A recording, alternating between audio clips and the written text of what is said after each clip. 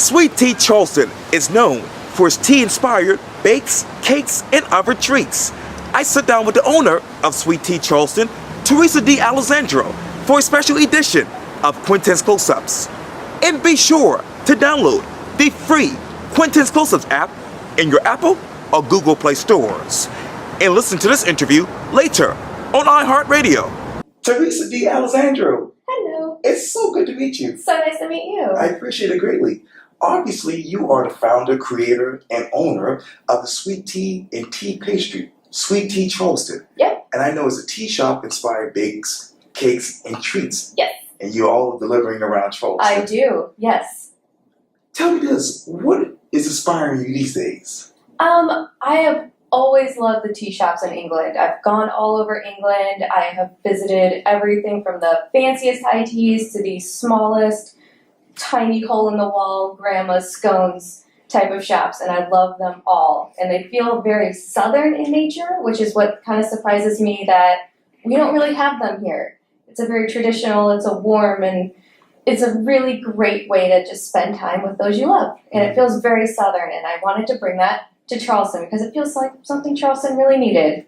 And what else does Charleston need when it comes to tea and desserts? I think we just need a place that's a little bit more casual. We have one or two shops that, you need reservations way ahead of time for, and that's great. That's a great way to do it, but something that you can just go and grab.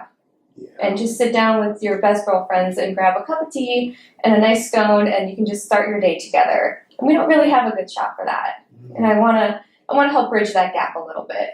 And you also said this on your website, and you just mentioned just a few minutes ago about this. Several years ago, I fell in love with the idea of traditional English-style afternoon tea. Many visits to England later, doing lots of research, i.e. lots of scone and cake eating. Yeah. And I'm wondering, what else are you researching these days?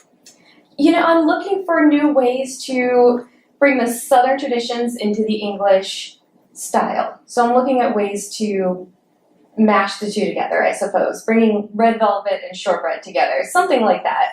So those are the things that I love doing, kind of bringing in the cool Southern traditional that I fell in love with and the English traditional that I sort of aspire to be one day. One day, absolutely. Yeah. And obviously, when you look at your particular menu, you have this traditional butter scones, you have lemon poppy seed, blueberry almond, and then I was looking here too, buttery shortbread cookies. Mm-hmm. Oh my gosh, peanut butter chocolate chunk, and I don't know what this is here particularly. These are called millionaire shortbread.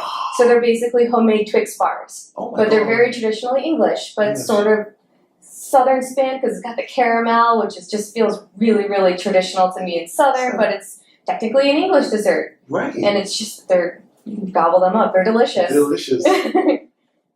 My question is this.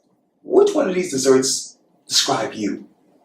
Ooh, that's a tough question. I think maybe the lemon meringue tart. I don't know why exactly. It's a little fancy, but it's a little bit casual because the meringue kind of sits and does its own thing. A little tart sometimes. I can be a little sassy. So I think that might be me. Yes. But I like to eat them all, so who knows? I kind of am what I eat, I suppose, sometimes. Yeah. And let's talk more about you, because I went on your LinkedIn profile and, oh my God, you are an accomplished woman. You said this: I began my career as a graphic designer, specializing in corporate branding. Yep. Several years ago, I decided to return to school to receive a culinary education and allow my passion for all things baking to grow. I've taken a winding journey throughout my professional career, but every stop along the way has taught me so much more I could have imagined. From being a graphic, obviously, designer to now being an entrepreneur, what else have you learned about yourself?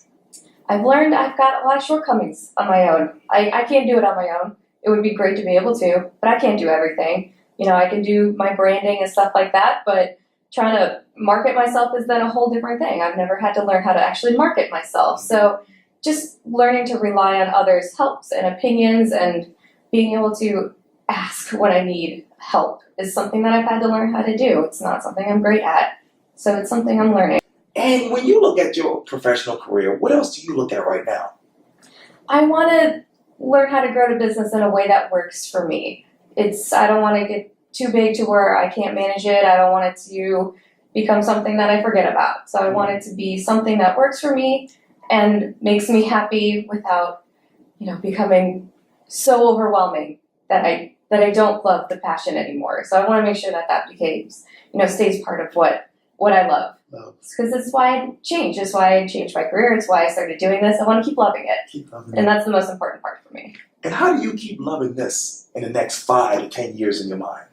I hope I just keep growing and expanding and learning new things and learning new recipes. And I want to bring the afternoon tea to Charleston to as many people as want it. That's what I would love to do. That's so amazing.